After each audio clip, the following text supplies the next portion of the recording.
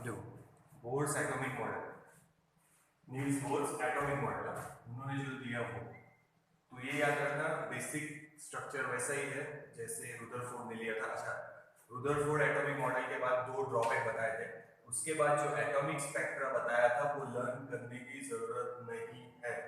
Drawback आया तो वही दो ड्रॉबैक लिखना, सिर्फ नोट में है समझो कि एटॉमिक स्पेक्ट्रा भी वो एक्सप्लेन नहीं कर पाए कि किसी मेटल को हीट करेंगे तो कंटिन्यूअस स्पेक्ट्रम मिलेगा, हाइड्रोजन गैस को अगर हीट करेंगे तो कुछ पर्टिकुलर वेवलेंथ मिलेंगी विजिबल लाइट में, और जब इलेक्ट्रॉन ट्रांजिशन करेगा जो नील्स बोर के बाद इक्वेशन लेने वाला है 1/λ = r 1/n² - 1/m², तो वो इसमें वापस से हो जाएगा, तो वो लर्न करने की जरूरत नहीं है, सिर्फ इतना याद रखना।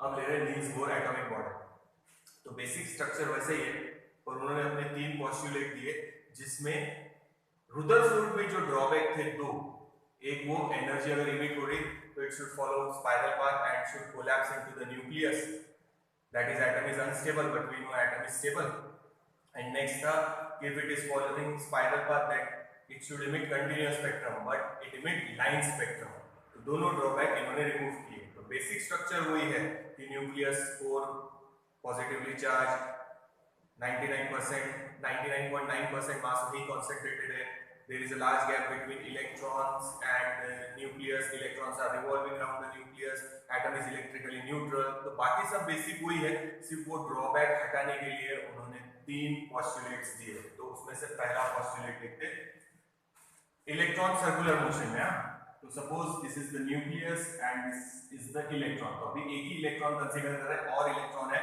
अपने को पता है Z है एटॉमिक नंबर,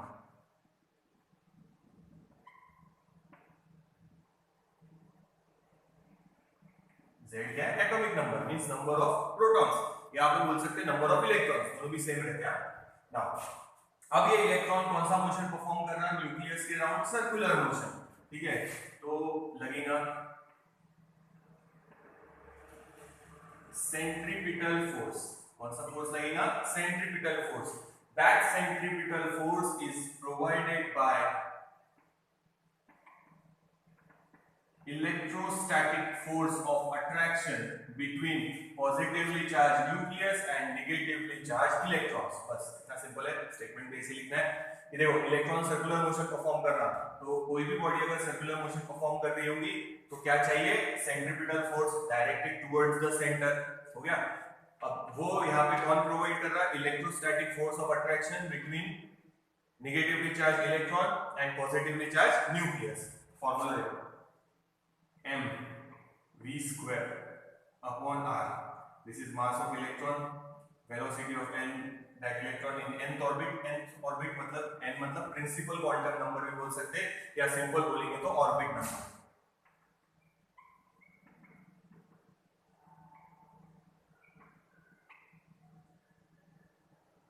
तो यहाँ पे समझो nz की वैल्यू है 20, तो यहाँ पे पॉजिटिव चार्ज कितने होंगे 20, बट एक इलेक्ट्रॉन काउंट कर रहे हैं, बाकी के इलेक्ट्रॉन नहीं ले रहे हैं फिलहाल के लिए, तो ये याद रखना। तो देखो ये हो गया सेंट्रीपिटल फोर्स का इक्वेशन mv²/r, तो यहाँ लिखेंगे छोटा सा e मतलब मास of electron, velocity of that electron in that nth orbit और रेडियस ऑफ nth ऑर्बिट, बस इतना चेंज करना है छोटा छोटा। नाउ इलेक्ट्रोस्टैटिक फोर्स याद है, F is equals to 1/4πε0 Q1 Q2 upon r², minute change कर रहे हैं, एक चार्ज कौन सा है ये, तो यहां लिखेंगे Z इंटू E, दूसरा चार्ज क्या है इलेक्ट्रॉन, तो सिर्फ मैग्नीट्यूड लेना, कूलम्ब्स लॉ में था कि the electrostatic force of attraction between the two charges is directly proportional to the product of their magnitude, so सिर्फ मैग्नीट्यूड लेना है। अच्छा यहाँ बाकी भी इलेक्ट्रॉन है पर अपन एक ही इलेक्ट्रॉन का सर्कुलर मोशन ले रहे हैं, बाकी भी है पर नहीं ले रहे, सिंपली यहाँ दूसरा भी है और बाहर वाले ऑर्बिट में भी और होंगे, जैसे इसका एटॉमिक नंबर अगर 20 बोला है तो इलेक्ट्रॉन्स भी कितने होंगे 20, पर अपन एक इलेक्ट्रॉन काउंट कर रहे हैं उसमें का, उसका सर्कुलर मोशन में जो फोर्स है वो देख रहे हैं। तो न्यूक्लियस का चार्ज कितना हुआ total, Z number of protons और हर प्रोटॉन पे चार्ज E और इलेक्ट्रॉन पे चार्ज E, माइनस नहीं है मैग्नीट्यूड में, तो इसको थोड़ा अरेंज करके लिख लो, m v square upon r is equals to 1/4 pi epsilon 0 z, ये हो जाएगा e square upon r square. तो this is the first question. तो याद रखना इलेक्ट्रॉन भी जितना z है उतना ही है, और अभी अपन ने बोला एक इलेक्ट्रॉन कंसीडर करो जो न्यूक्लियस के अराउंड गोल घूम रहा है, ठीक है। समझो ये फर्स्ट ऑर्बिट में है, अगर सेकंड ऑर्बिट वाला इलेक्ट्रॉन लेंगे दूसरा, तो यहाँ n की वैल्यू क्या डालेंगे 2, रेडियस की भी वैल्यू क्या लेंगे इन द सेकंड ऑर्बिट, ठीक है। तो अभी अपन एक ही इलेक्ट्रॉन ले रहे हैं, तो न्यूक्लियस पे चार्ज टोटल है कितना z into e, और ये दोनों काउंट करना है बस। तो इलेक्ट्रॉन एक ही काउंट करना है वहां पे, बाकी भी इलेक्ट्रॉन है, पर इसका सर्कुलर मोशन लेंगे तो रेडियस बदल देंगे फिर, और वेलोसिटी बदल देंगे, ऑर्बिट चेंज, तो ये n की वैल्यू चेंज हो जाएगी, याद रखो ऑर्बिट नंबर। और याद रखो कौन सा फॉर्मूला लगाया है, 1/4 pi epsilon 0 q1 q2 upon r square. तो q1 यानी न्यूक्लियस पे कितना चार्ज है z into e, q2 मतलब इलेक्ट्रॉन, ये इलेक्ट्रॉन पे चार्ज। टेक्स्ट बुक में ये स्टेप नहीं है, नोट्स में भी नहीं डाला है अपन ने, डायरेक्ट ये स्टेप लिखा है। तो ये कैसे है स्टेप बता दिया, ध्यान रखना। तो ये वाला फॉर्मूला यूज किया है कूलम्ब्स का।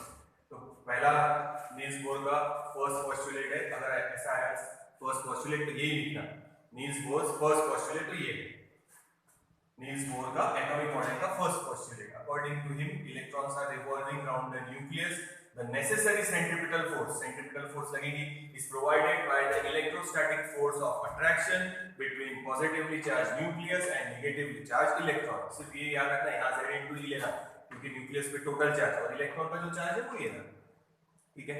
तो ये नोट डाउन करो, फिर लेते सेकंड पोस्टुलेट, ये लिख लो फिर बेटा।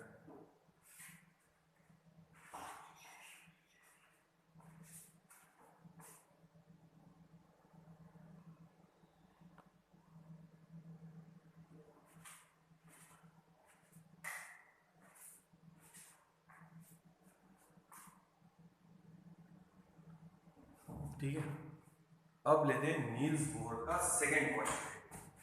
बेटा एक बार मैं बाद में तुम्हें बताऊंगा, जब अपन कैंसल्ड पोर्शन शुरू करेंगे, इसमें बहुत ज्यादा पोर्शन कैंसल्ड है। आप लोगों ने एक बार टेक्स्ट बुक में देख के रखो पेज नंबर वाइज, क्योंकि ऑलमोस्ट आधे से ज्यादा कैंसल्ड इसमें डाला हुआ है, तो वो आप एक बार देख लेना। मैं बताऊंगा जहां से कैंसर क्वेश्चन शुरू हुआ। पहला तो ये पता ही था गीगर मार्सन एक्सपेरिमेंट, वो नहीं है, पर अपन ने लिया क्योंकि रुदरफोर्ड का मॉडल समझाना था कि गीगर मार्सन एक्सपेरिमेंट नहीं है, पर कॉम्पिटिटिव वालों ने पूरा ही पढ़ना पड़ेगा। तो लेंगे तो अपन चैप्टर पूरा ही, छोड़ने नहीं वाले, पर जो बोर्ड का कर रहे हैं उन्होंने कैंसर वाला सिर्फ एक बार देख लेना, जस्ट चाहिए तो, नहीं देखा तो भी चले, जो काम का है वो मैं बताइए तुम्हें। नेक्स्ट आगे second, according to that electron can not revolve in any orbit, electron कोई भी ऑर्बिट में नहीं हो सकता, वो अपनी एनर्जी के हिसाब से डिस्ट्रीब्यूटेड रहेगा। ये आप लोगों ने केमिस्ट्री में पढ़ा होगा कि इलेक्ट्रॉन जो डिस्ट्रीब्यूटेड रहते हैं वो एनर्जी के हिसाब से, जितनी ज्यादा एनर्जी उतना हायर ऑर्बिट में, ठीक है। तो एनर्जी के हिसाब से डिवाइडेड है, या अपन सर्कुलर मोशन के हिसाब से बोलेंगे तो एंगुलर मोमेंटम के हिसाब से डिवाइडेड है। इसके एंगुलर मोमेंटम है, सर्कुलर मोशन आ गया था एंगुलर मोमेंटम। तो नील्स बोर ने बोला कि electron can not revolve in any orbit, कोई भी ऑर्बिट में वो रिवॉल्व नहीं कर सकते हैं, only those radius are possible, वो उसी रेडियस में घूम सकते हैं जहां के लिए उनका एंगुलर मोमेंटम है integral multiple of h upon 2 पाई, यानी उनका एंगुलर मोमेंटम लो इसके साथ कंपेयर करो, तो ये तो कांस्टेंट है, तो क्या मिल जाएगा आपको ऑर्बिट नंबर। तो याद रखना n is the orbit number, it is also known as principal quantum number, it is also known as principal quantum number या orbit number। तो इस कंडीशन को सेटिस्फाई करेंगे, जितना होगा एंगुलर मोमेंटम उसके हिसाब से क्या डिसाइड होगा ऑर्बिट, या जितनी ज्यादा एनर्जी उतना हायर ऑर्बिट। देखो तो electron can not revolve in any orbit, only those radius are possible, उनके लिए वही रेडियस पॉसिबल है for which their angular momentum is integral multiple of h upon 2 pi, where h is Planck's constant।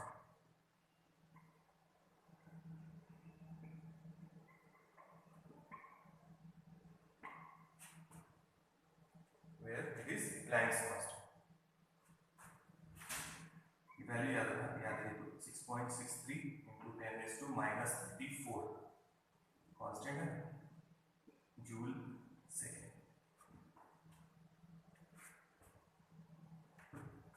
देखो ये आएगा बाद में constant, तो याद रखना प्लैंक्स नाम के साइंटिस्ट का ऊपर लिखा है, तो it is Planck's constant 6.63 into 10⁻⁻34 joule second. तो फिर से सुना, electron can not revolve in any orbit, कोई भी ऑर्बिट में नहीं घूम सकते वो, only those radius are possible for which their angular momentum is integral multiple, orbit number कैसा रहेगा, integer 1 2 3 integral multiple of h/2π। ठीक है, नाउ इसको आप ऐसे भी लिख सकते हैं mv/r, याद है ना सर्कुलर मोशन में mv/r, ये लीनियर मोमेंटम और ये परपेंडिकुलर डिस्टेंस। ठीक है, तो l की जगह mv/r ऐसा लिख सकते, तो सिंबल के साथ लिखते हैं उसको।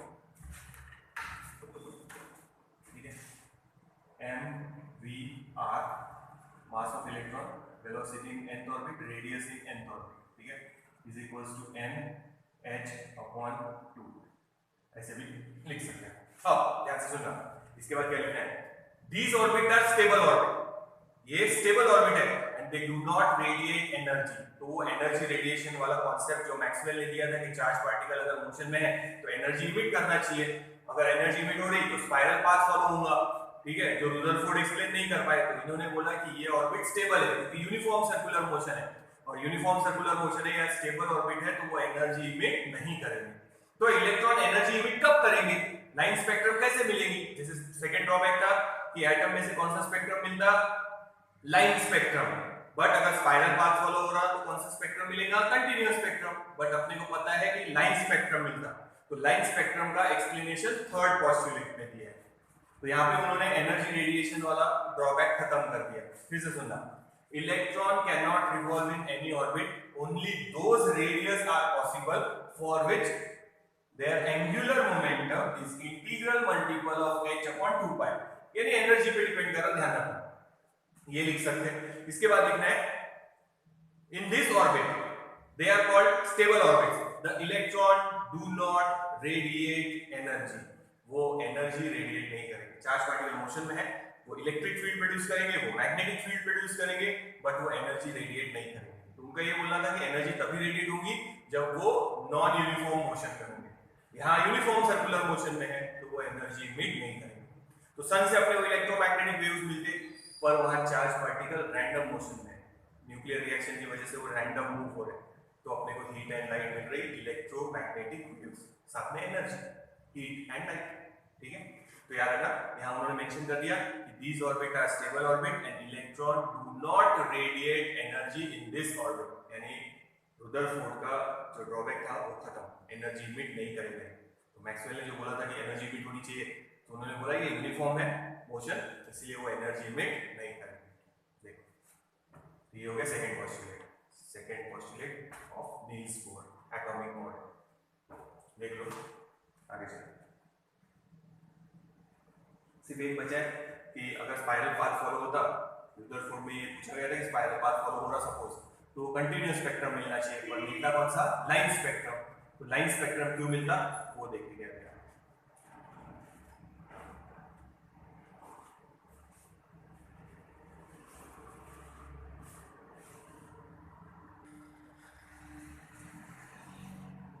अब देखो थर्ड पोस्टुलेट है, उससे पहले थोड़ा सा समझ लें। Suppose this is the nucleus, बहुत सारे इलेक्ट्रॉन है, ये फर्स्ट ऑर्बिट, ये second orbit, this is the third orbit. ठीक है, नाउ सपोज अपन ऐसा इमेजिन कर रहे कि फर्स्ट ऑर्बिट में है इलेक्ट्रॉन और जहां है वहीं घूम रहा, तो इसको बोलेंगे उसकी ग्राउंड स्टेट। केमिस्ट्री में हुआ it is called ground state. अब इस इलेक्ट्रॉन की एक बाइंडिंग एनर्जी है, तुम लोगों ने पढ़ा होगा आयोनाइजेशन एनर्जी, उतनी एनर्जी से ये न्यूक्लियस के साथ बाउंडेड है। अगर उसको उतनी एनर्जी दे देंगे तो वो इलेक्ट्रॉन फ्री हो जाएगा। इनर ऑर्बिट के जनरली हायर बाइंडिंग एनर्जी से बाउंडेड रहते हैं, तो अपन बाहर वाले इलेक्ट्रॉन फ्री कर सकते हैं, बट इसके लिए भी कर सकते हैं पर एनर्जी ज्यादा लगेगी। तो ग्राउंड स्टेट में है, जहां वो होना चाहिए, जहां वो घूम रहा स्टेबल ऑर्बिट में, न्यूट्रॉन स्टेट, समझो ये हाइड्रोजन एटम है,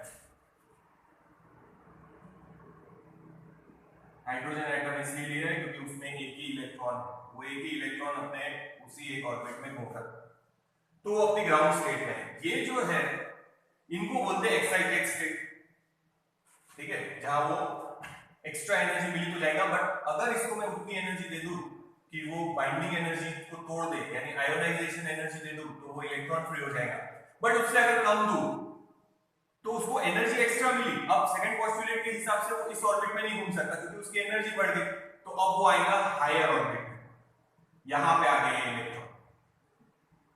बट जैसे वो हायर ऑर्बिट में गया एटम अनस्टेबल हो जाएगा, यहां पे सिर्फ वो रहेगा कितनी देर, 10⁻⁻8 सेकेंड, फिर वो वापस अपने ओरिजिनल ऑर्बिट में आ जाएगा, तो यहां ज्यादा देर नहीं रहेंगे, वो वापस अपने ओरिजिनल ऑर्बिट में आ जाएंगे।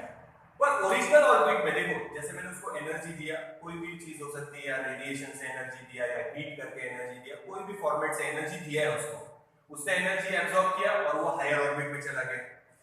इतनी ज्यादा एनर्जी नहीं दी है कि वो न्यूक्लियस के बाइंडिंग से फ्री हो जाए, आयनाइजेशन एनर्जी से कम एनर्जी दी है, तो वो इलेक्ट्रॉन हायर ऑर्बिट में गया, वहां वो खाली कितनी देर रहेगा, 10⁻⁸ सेकेंड बस। जैसे ही वो हायर ऑर्बिट में गया, एटम अनस्टेबल हो गया, तो वो वापस अपने ओरिजिनल ऑर्बिट में आएगा इतने टाइम के बाद। नाउ जब वो ओरिजिनल ऑर्बिट में आ रहा था, अभी अपन ने बोला कि एनर्जी के हिसाब से, अब उसके पास ज्यादा एनर्जी है, अब यहाँ आएगा तो उसको एक्स्ट्रा एनर्जी स्टोर करके नहीं रख सकते, उसको वो वापस इमिट करनी पड़ेगी, तो यहाँ पे वो एनर्जी इमिट करेगा in the form of photon and is given by the formula, energy का फॉर्मूला है फोटोन की, ये थोड़ा सा याद रखना, h न्यू, h तो पता ही है प्लैंक्स कांस्टेंट,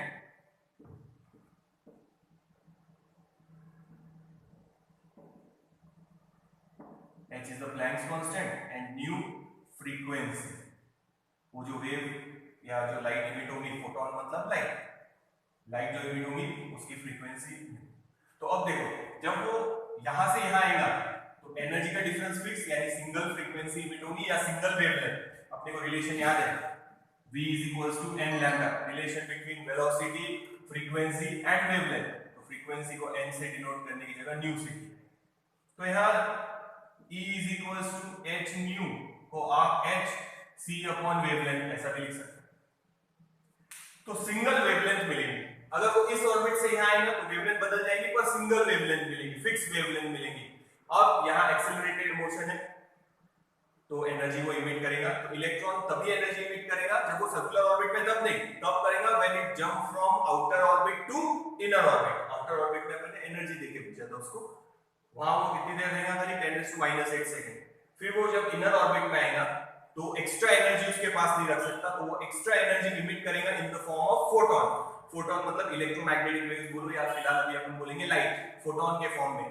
एक्सरे का भी प्रोडक्शन ऐसे ही होता, एटम को एक्साइट करते, वो हायर ऑर्बिट में जाता, इलेक्ट्रॉन एक्साइटेड स्टेट में जाता, जब वो वापस अपने ओरिजिनल स्टेट में आएगा तो क्या इमिट करता है, एक्सरे, लेजर, लेजर में भी सेम कॉन्सेप्ट यूज होता है, थोड़े से मेथड अलग रहते हैं पर कॉन्सेप्ट ऐसे ही रहेगा उसमें। तो फोटोन की एनर्जी है h nu।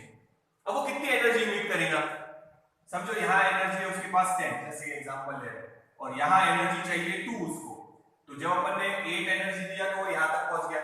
अब जब वो वापस इस ऑर्बिट में आएगा तो उसके पास 2 एनर्जी होनी चाहिए, 2 जूल एनर्जी, उससे ज्यादा वो नहीं रख सकता, तो उसको एक्स्ट्रा एनर्जी इमिट करनी पड़ेगी, तो 10⁻², कितने जूल एनर्जी इमिट करेगा वो, 8 जूल, जितना इन दोनों के एनर्जी का डिफरेंस। यही नील्स बोर का थर्ड पोस्टुलेट है, पूरा बता था अच्छे से, पहले ये देख लो, ये सब लिखने की जरूरत नहीं है, ये तो मैंने बताया, इतना तो सब करने की जरूरत नहीं है उसमें, इतना नोट डाउन कर लो पहले, फिर मैं वो पोस्टुलेट ले लेता हूं। ये पोस्टुलेट नहीं है, जितना इन दोनों ऑर्बिट के एनर्जी का डिफरेंस होगा उतनी एनर्जी वो इमिट करेगा, क्योंकि उसके पास 10 है, अब उसको चाहिए 2, एक्स्ट्रा एनर्जी वो इमिट कर देगा इन the form of photon. Photon मतलब इलेक्ट्रोमैग्नेटिक वेव्स, जैसे लाइट है, एक्सरेज है, तो एक्सरेज का भी प्रोडक्शन ऐसे ही होता, लेजर का भी प्रोडक्शन ऐसे ही होता, ठीक है। Photon, h is the Planck's constant, value बताया 6.63 × 10⁻34 जूल सेकंड, और nu is the frequency, frequency आप लोगों को पता है, वेव आएंगी ना इलेक्ट्रोमैग्नेटिक वेव्स, तो फ्रीक्वेंसी, या फिर वेवलेंथ के फॉर्म में भी लिख सकते हैं। तो जब वो ट्रांजिशन होगा इस ऑर्बिट से, अब जितनी बार भी वो इस ऑर्बिट से इस ऑर्बिट में आएगा सेम फ्रीक्वेंसी इमिट करेगा, या इस ऑर्बिट से इस ऑर्बिट में आएगा तो अलग रहेगी फ्रीक्वेंसी, बट जितनी बार भी वो सेकंड से फर्स्ट में आएगा सेम फ्रीक्वेंसी इमिट करेगा। फर्स्ट से सेकंड से ये 0 लेंगे या इसको 1 ले लो, 2 ले लो, 3 से 1 में आएगा तो सेम फ्रीक्वेंसी इमिट होगी, 2 से 1 में आएगा तो अलग फ्रीक्वेंसी, बट हर बार वही फ्रीक्वेंसी इमिट होगी जब उस ऑर्बिट से इस ऑर्बिट में आएगा। तो सिंगल फ्रीक्वेंसी इमिट हो रही, मतलब कौन सा स्पेक्ट्रम इमिट हो रहा? Line spectrum. देख लो एक बार फिर पोस्टुलेट में, ये लिखना नहीं है, ये समझाने के लिए ध्यान रखना।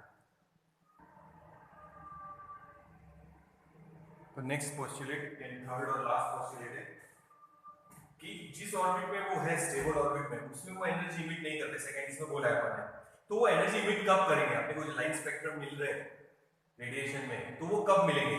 तो वो उन्होंने ऐसा बोला कि इलेक्ट्रॉन रेडिएट एनर्जी, ये न्यूक्लियस, ये समझो n ऑर्बिट, ये m ऑर्बिट, तो जब वो आउटर ऑर्बिट से इनर ऑर्बिट में आएगा तभी वो एनर्जी इमिट करेगा in the form of photon.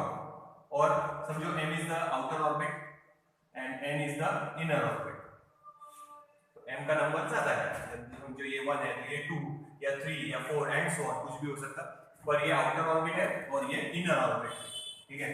So energy is emitted in the form of photon h nu, h is the Planck's constant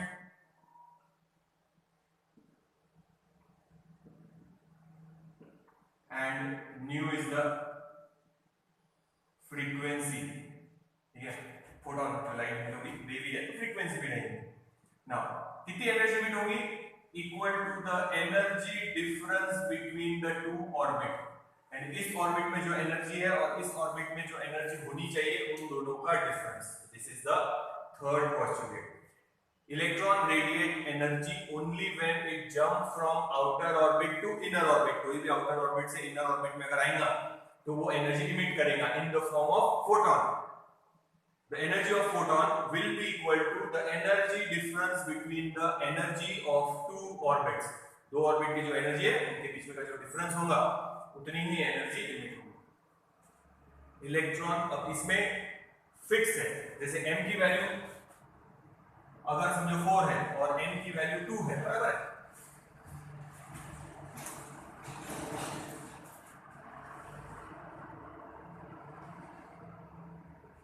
तो ये है आउटर ऑर्बिट, ये इनर ऑर्बिट। जब भी वो 4 to 2 ट्रांजिशन करेगा तो उसकी फ्रीक्वेंसी फिक्स रहेगी, एक सिंगल फ्रीक्वेंसी या एक सिंगल वेवलेंथ। इसको आप ऐसे लिख सकते हैं, पहले भी बताया, hc/वेवलेंथ, h nu, तो ये वाला रिलेशन यूज किया, velocity is equal to frequency into wavelength, तो ये भी सब्स्टिट्यूट कर सकते हैं। तो सिंगल वेवलेंथ मिलेगी या सिंगल फ्रीक्वेंसी, और जब भी वो इस ऑर्बिट से इस ऑर्बिट में आएगा, ठीक है, वैल्यू बदल जाएगी, पर जब भी वो 3 से 2 में आएगा तो उसकी जो वेवलेंथ है, उसकी जो फ्रीक्वेंसी है वो फिक्स रहेगी, उतनी ही वेवलेंथ है, उतनी ही सिंगल फ्रीक्वेंसी वो इमिट करेगा। तो कौन सा स्पेक्ट्रम मिल रहा? लाइन स्पेक्ट्रम, सिंगल वेवलेंथ या सिंगल फ्रीक्वेंसी। यानी ग्राफ प्लॉट करें ऐसा, तो ये ऐसा, जैसे ब्लैक बॉडी रेडिएशन में कंटीन्यूअस स्पेक्ट्रम आया था, इसको बोलते हैं लाइन स्पेक्ट्रम, जहां वेवलेंथ फिक्स रहेगी। तो इलेक्ट्रॉन जो स्टेबल ऑर्बिट में उसमें एनर्जी इमिट नहीं करते, तो इलेक्ट्रॉन एनर्जी इमिट कब करते? तो वो थर्ड पोस्टुलेट में दिया है, electron radiate energy only when it jump from outer orbit to inner orbit. The energy is emitted in the form of photon which is equals to the energy difference of the energy of two orbits. दोनों orbit की जो energy है उस energy का difference जितना होगा उतना ही energy का फोटोन वहां पे इमिट होगा, यानी लाइट इमिट होगी। ठीक है, देखो एक बार,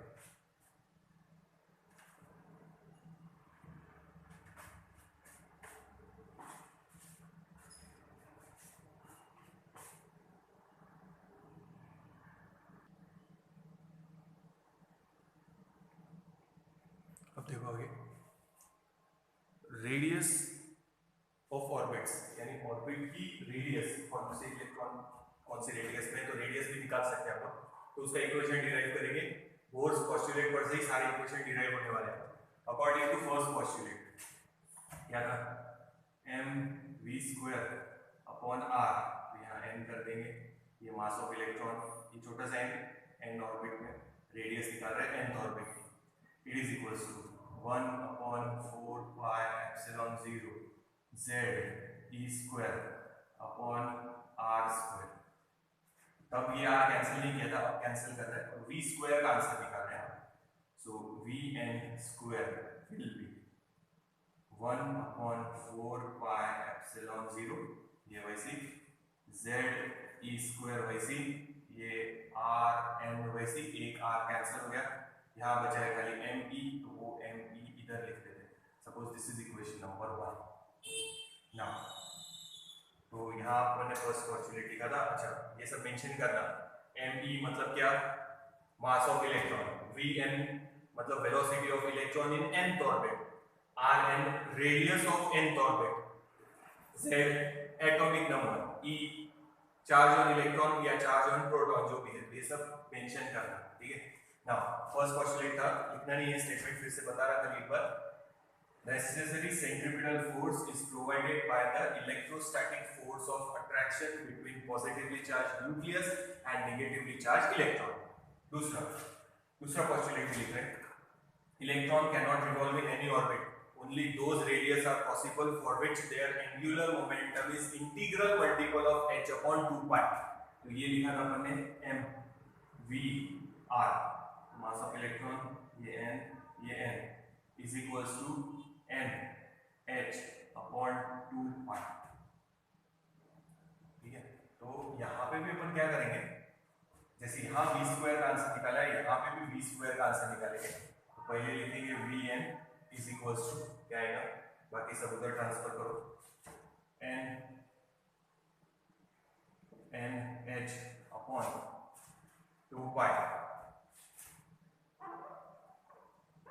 n h upon 2 pi ले लो, आवड़े ले लो। ठीक है, n h upon 2 pi ये उधर ले लो, r e r n n e mass of electron. अब इसका स्क्वायर कर दो, v n square is equals to n square h square upon 4 pi square into 1 upon, ये वैसे ही रहने देंगे, m e और उसका square. This is equation number 2। अब ध्यान दो, रेडियस का इक्वेशन निकालना है, तो अपन ने सिंपल है, लर्न करने की जरूरत नहीं है, पहला पोस्टुलेट यूज किया है। पहला पोस्टुलेट ये था, उसमें v स्क्वायर का आंसर निकाला। दूसरा पोस्टुलेट ये लिया, उसमें भी v का आंसर निकला, तो उसको अपन ने स्क्वायर कर दिया। अब ये भी v स्क्वायर, ये भी v स्क्वायर, दोनों को खाली इक्वेट करना है। तो ठीक है, कर लेते इक्वेट।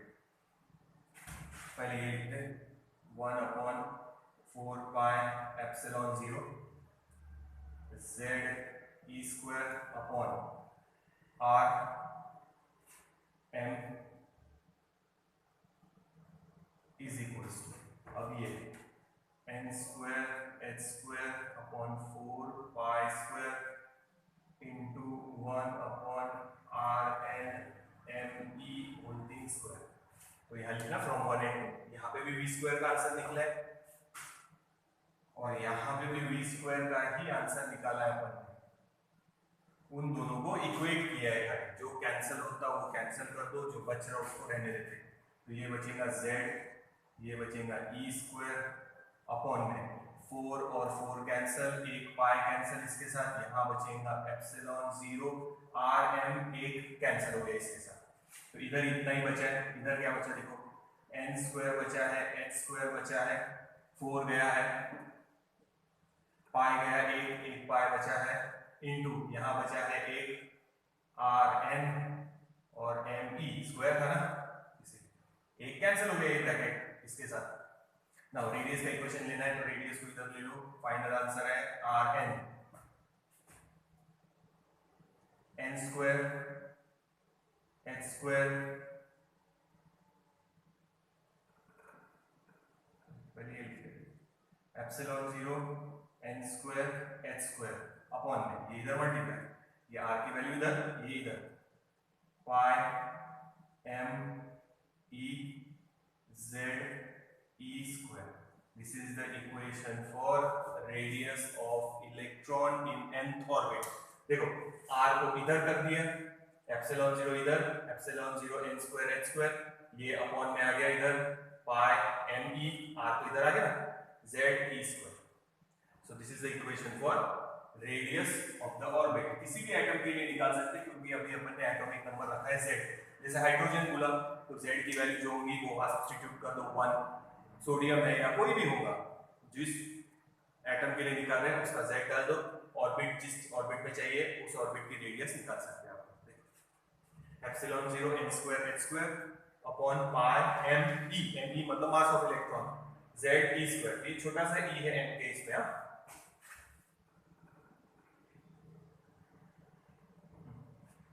तो याद रखो कुछ नहीं है, फर्स्ट पोस्टुलेट लिया उसमें v स्क्वायर का आंसर निकाला, सेकंड पोस्टुलेट लिया उसमें भी v स्क्वायर का आंसर निकाला, v का निकला फिर स्क्वायर कर दिया आपने, दोनों को इक्वेट किया फ्रॉम इक्वेशन 1 एंड 2। यहाँ पे इक्वेट करने के बाद जो बचा है वो ये है, सिर्फ r इधर बाकी सब उधर, ये फाइनल आंसर। देखिए एक बार फिर आगे चलते।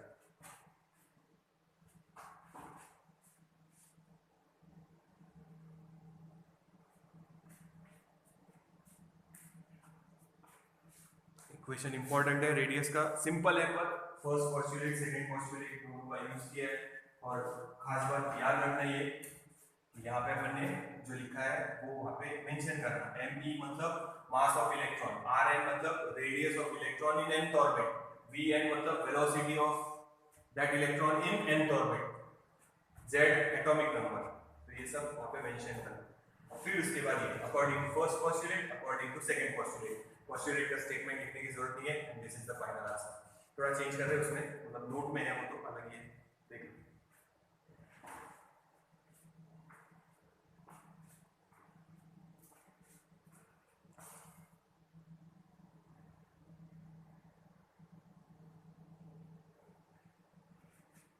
ठीक है, नोट डाउन कर रही है और ये याद रखना।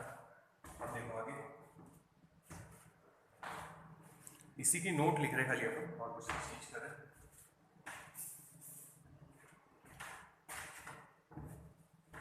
इक्वेशन याद रखना, ये इक्वेशन याद रखना है, ऐसे ही बहुत सारे इक्वेशन आएंगे अब।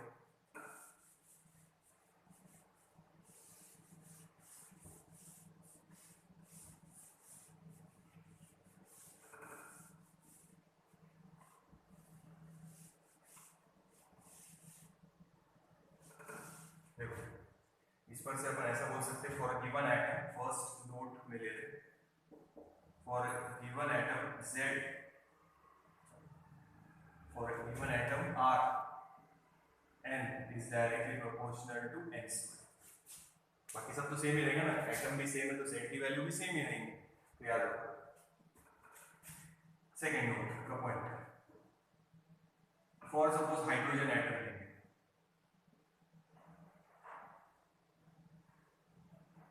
हाइड्रोजन एटम में आप लोगों को पता है z की वैल्यू 1 और n की भी वैल्यू रहेंगी 1, R1 फॉर हाइड्रोजन एटम, इसको A0 से डिनोट किया है टेक्स्ट बुक में, तो अपन भी A0 से कर देते हैं। इट इज इक्वल्स टू क्या बचेगा, एप्सिलॉन 0 n की वैल्यू गई 1 h square upon pi m e, z की वैल्यू गई और बचेगा e स्क्वायर। ठीक है, और इसको सॉल्व करेंगे तो ये आएगा 0.53 एंगस्ट्रॉम मिनट, या आप लोग बोल सकते 0.53 इंटू 10⁻⁻10 मीटर, एक पॉइंट शिफ्ट कर लो 0.053 नैनोमीटर में भी लिख सकते हैं, 10⁻⁹ बचेगा ना तो नैनोमीटर में, तो ये वैल्यू है आपका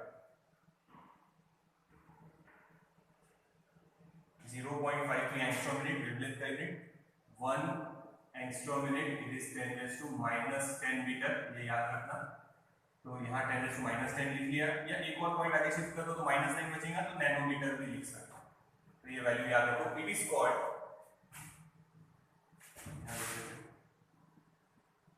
बोहर रेडियस, एक्चुअल में नील्स बोहर ने हाइड्रोजन एटम के लिए दिया था पोस्टुलेट, ठीक है, तो ये है बोहर्स रेडियस, किसके लिए, हाइड्रोजन एटम, तो उसको बोहर्स रेडियस बोलते हैं, याद रखना। z की वैल्यू 1, n की वैल्यू 1, अगर अगर सब कांस्टेंट बचे, अब ये कांस्टेंट एप्सिलॉन 0 की वैल्यू पता है अपने को 8.85 into 10⁻⁻12, h की वैल्यू 6.63 into 10⁻34, पाई की value 3.14, mass of electron 9.1 into 10⁻31 and electron 1.6 into 10⁻19।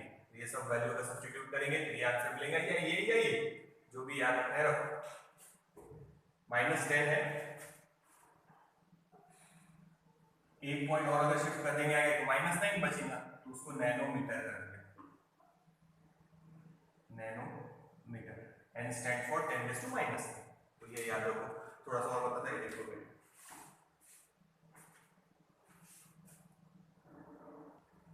अब देखो हाइड्रोजन एटम के लिए लिख रहे हैं, दूसरे किसी एटम के लिए नहीं, दूसरे एटम के लिए ये लिखा है अपन ने, पर हाइड्रोजन के लिए अगर रहा तो we can say radius in any orbit. First orbit में ये रहेगी, देखो फिर से ये है फर्स्ट ऑर्बिट के लिए a0 लिखा है, तो अगर n ऑर्बिट के लिए रहा एप्सिलॉन 0 क्या आएगा, h² अपॉन पाई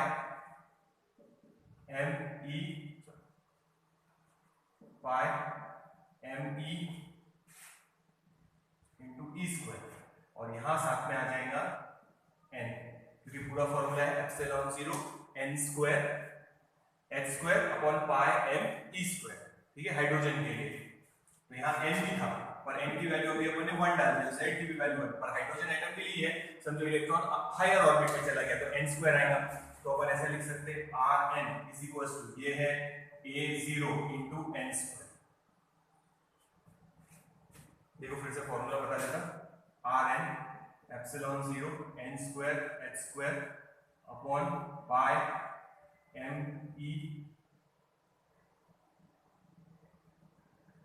z², ठीक है, ये बेसिक इक्वेशन।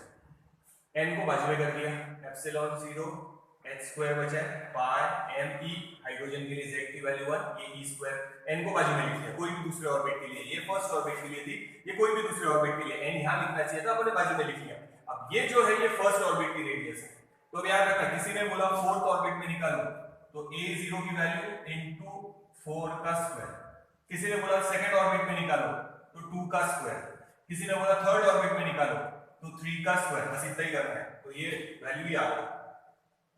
अब कोई भी ऑर्बिट में चाहिए तो निकाल सकते हैं, पर ये फॉर्मूला सिर्फ हाइड्रोजन एटम के लिए अप्लाई होगा, ठीक है। अपन ने क्या किया है, n को बाजू में लिख लिया, हाइड्रोजन है, z की वैल्यू 1 है, अब ये जो बचा हुआ है वो ये है फर्स्ट ऑर्बिट, बोर्ड्स रेडियस की वैल्यू a0 की वैल्यू, तो इसकी जगह अपन ने लिख लेंगे a0 की वैल्यू पता है अपने को 0.053 नैनोमीटर। अब इलेक्ट्रॉन कोई भी हाइड्रोजन ने जैसे एनर्जी दिया हायर ऑर्बिट में चला गया, या हायर ऑर्बिट की रेडियस निकालना है, तो ये फॉर्मूले से निकाल सकते हैं, ठीक है। तो Rn is equal to a0 into n², ये a0 ये into n², जो भी ऑर्बिट नंबर होगा वो यहाँ डालें। थर्ड ऑर्बिट में चाहिए तो ये वैल्यू लिखो into 3², सेकंड ऑर्बिट में चाहिए ये value into 3², sorry second orbit में चाहिए 2², फोर्थ ऑर्बिट में चाहिए तो यहाँ डाल देना 4, ठीक है। तो ये थोड़ा सा याद हाइड्रोजन एटम, तो ये रेडियस वाला हो गया। हाइड्रोजन एटम की जो फर्स्ट ऑर्बिट की रेडियस है उसको बोहर रेडियस भी बोलते हैं। हाइड्रोजन एटम के लिए ही बाकी किसी की रेडियस निकालना है तो आप ये फॉर्मूले से या ये भी फॉर्मूले से निकाल सकते हैं, पर ये है a0 into n², ये फॉर्मूले से निकाल सकते हैं, ठीक है। हाइड्रोजन के लिए z की वैल्यू 1, ये हटा दिया, n को बाहर कर दिया, ये बचा है, ये मतलब a0 लिखा है, ये n², ठीक है। देख लेना फिर से, जनरल इक्वेशन है जो रेडियस का हमने पहले डिराइव किया था, तो उसमें हाइड्रोजन के लिए z की वैल्यू 1 डाल दो, तो ये z हटा दिया, n को बाजू में लिख लिया, ये बचा है, ये क्या का इक्वेशन है a0 लिख दिया। तो अब यहाँ लिखेंगे 0.053, अब जो भी ऑर्बिट नंबर हो उसकी वैल्यू यहाँ डाल, सेकंड ऑर्बिट बोले तो 2 डाल, थर्ड ऑर्बिट बोले तो 3 डाल, फोर्थ ऑर्बिट बोला तो 4 डाल, और ये वैल्यू फिक्स नैनोमीटर में है, आंसर भी नैनोमीटर में निकलेगा। तो ये लिख लो, दिस इज द रेडियस।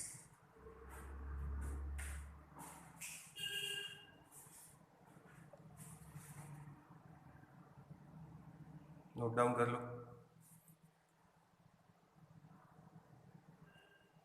तो ये अभी यहाँ नहीं लिखना है, इसके बाद ही मल्टीप्लिकेशन में है, और समझाने से बता दिया, ध्यान रखो। सेकंड पॉइंट पूरा यहाँ तक हाइड्रोजन एटम के लिए ध्यान रखो।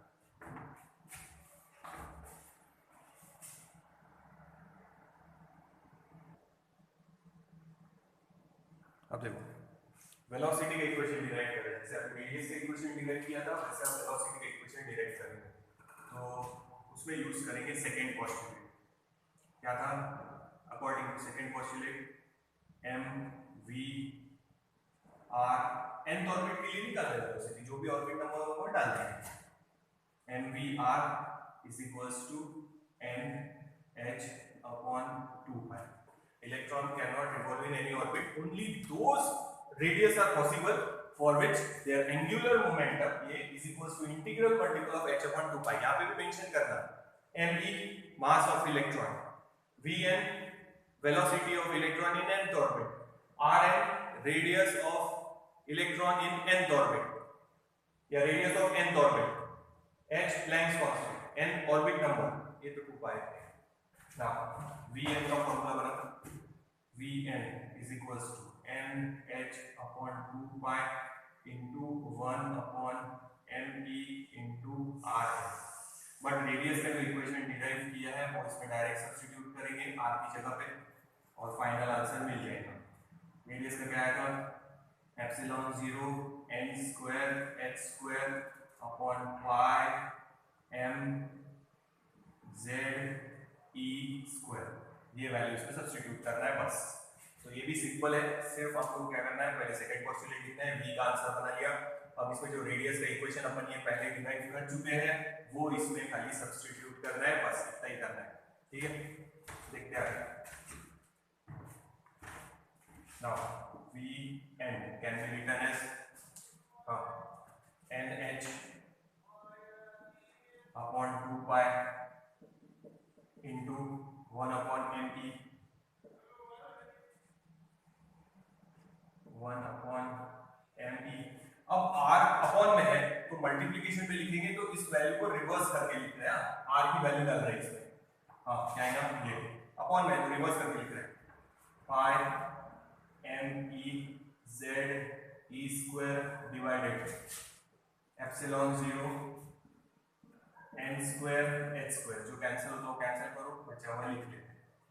n h एक cancel, pi pi cancel, m m cancel, z e square बचेगा, 2 बचा है, एप्सिलॉन 0 बचा है, एक n h कैंसिल हो गया तो एक बचा है n into h। This is the equation for velocity. Vn is equals to z e square upon twice epsilon 0 n h। और नोट में आप लोग यहाँ से लिख सकते हैं Vn is inversely proportional to n। Radius में अपन ने लिखा था Rn is directly proportional to n square। For a given atom z की वैल्यू फिक्स है तो Vn is inversely proportional to। ये हो गया वेलोसिटी का इक्वेशन, सिंपल है। क्या लिया है? सेकंड पोस्टुलेट, उसको अरेंज करके Vn की वैल्यू डाला। रेडियस का इक्वेशन डिराइव हो चुका है पहले, वही डायरेक्ट इक्वेशन सब्स्टिट्यूट करना है Rn की जगह। तो ये बाकी सब लिखा है, r की वैल्यू सब्स्टिट्यूट कर रहे हैं, डिवीजन में इसके मल्टीप्लिकेशन में लिखा है तो रिवर्स करके लिखा, कैंसिल होने के बाद जो बचे हैं वही। तो सिंपल है, this is the equation for velocity of electron in nth orbit. देखिए तो इसमें भी पहले मेंशन करना me mass of electron, Vn velocity in nth orbit, Rn radius of nth orbit, n orbit number, h is the Planck's constant। देख लो एक बार ये,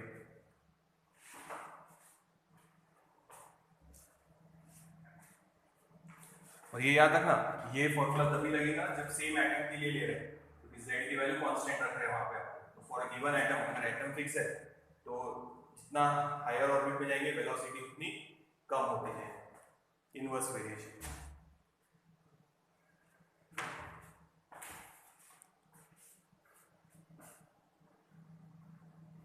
तो ये अच्छे से दोनों चीजें नोट डाउन कर लो, रेडियस का इक्वेशन, वेलोसिटी का इक्वेशन। कल या फिर अपन बोलेंगे नेक्स्ट वीडियो में अपन लेंगे एनर्जी, कि वो एनर्जी मीट करेंगे ना third postulate, E m minus E n is equals to h in। तो पोस्टुलेट भी अच्छे से देख के रखो, आगे का पार्ट नेक्स्ट इसमें कंटिन्यू करेंगे। कैंसल्ड पोर्शन बहुत सारा है इसमें, तो आप एक बार टेक्स्ट बुक पे मार्क करके रखो, मैं पढ़ाऊंगा तब बताऊंगा। अपन तो पूरा ही चैप्टर लेने वाले हैं, पर मैं बोल के लूंगा कि ये कैंसल्ड पोर्शन है, नहीं पढ़ेंगे तो भी चलेगा। बोर्ड वालों ने वो कैंसल्ड पोर्शन देखना भी नहीं है, नहीं भी देखेंगे तो भी चल जाएगा, पर जो कॉम्पिटिटिव दे रहे हैं उन्होंने वो भी पोर्शन देख लेना है, ठीक है। तो इतना नोट डाउन करो, नेक्स्ट वीडियो में इसके आगे कंटिन्यू करेंगे। और रेडियस और वेलोसिटी दोनों इक्वेशन और तीनों पोस्टुलेट अच्छे से लर्न करना है, याद रखना है।